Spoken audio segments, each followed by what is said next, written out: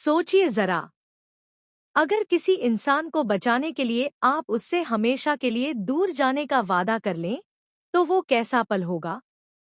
यही कहानी है आज के इस एपिसोड की, जहां प्रार्थना और शिवांश के रिश्ते पर आ गया है सबसे बड़ा इम्तिहान। ट्विस्ट ऐसा है कि आपकी नजरें स्क्रीन से हटेंगी ही नहीं। कहानी की शुरुआत होती है जब प्रार्थना शिवांश की सलामती के लिए मंदिर पहुंचती है। वहां वह पूरी श्रद्धा से शिव तांडव करती है और भोलेनाथ से प्रार्थना करती है कि उसके शिवांश को जल्द से जल्द ठीक कर दें। उसकी इस भक्ति का असर भी दिखता है, शिवांश की तबीयत सुधरने लगती है। लेकिन यहीं से कहानी में आता है बड़ा मोड़। उधर शिवांश की बहन अस्पताल में होती है, तभी प्रार्थना की बहन उससे मिलने पहुंचती है। मगर शिवांश की बहन उसे रोक देती है और कह देती है, तुम मेरे भाई से नहीं मिल सकती, मैं नहीं चाहती। बात इतनी बढ़ जाती है कि दोनों में बहस हो जाती है और बुआ माँ भी बीच में आकर कड़वे शब्द कह देती हैं। तभी डॉक्टर आकर बताते हैं कि शिवांश बिल्कुल ठीक है और अब किसी से भी मिल सकता है। प्रार्थना की बहन हल्के फुल्के अंदाज में कहती है, कोई बात नहीं, अगर जीजू ठीक है तो सब ठीक है।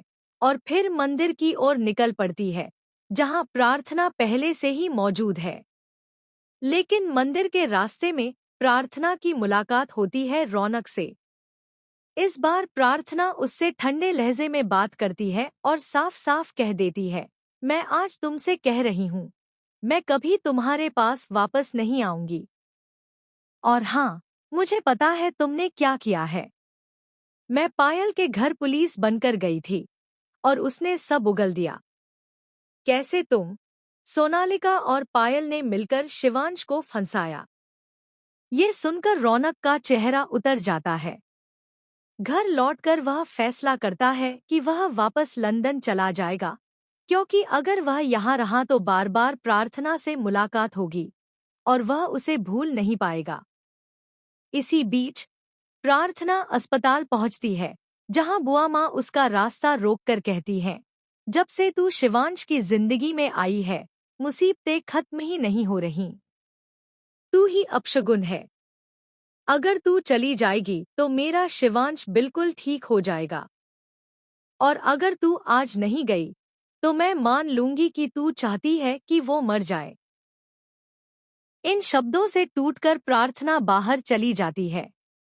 आंखों में आंसू लिए वह मंदिर में जाकर माता रानी के सामने बैठ जाती है और मन ही मन कहती है, माता रानी, बस एक बार शिवांश को पूरी तरह ठीक कर दो, फिर मैं उनसे बहुत दूर चली जाऊंगी।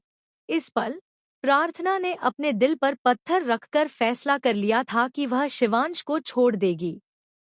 लेकिन किस्मत के खेल भी अजीब होते हैं।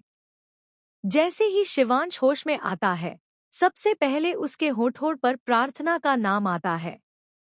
वह उसे देखने की जिद करने लगता है, मगर तब तक प्रार्थना वहां से जा चुकी होती है। शिवांश उसके लिए तड़पने लगता है और तभी बुआ माँ उसे भड़काती है, पता है, वो पक्का रौनक के साथ भाग गई होगी। अब सवाल ये है, क्या शिवांश अपनी प्रार्थना को ढूंढ पाएगा?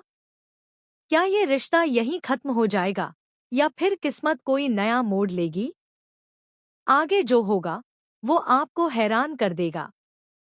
तो देखते रहिए, क्योंकि कहानी अब और भी ज्यादा रोमांचक होने वाली है।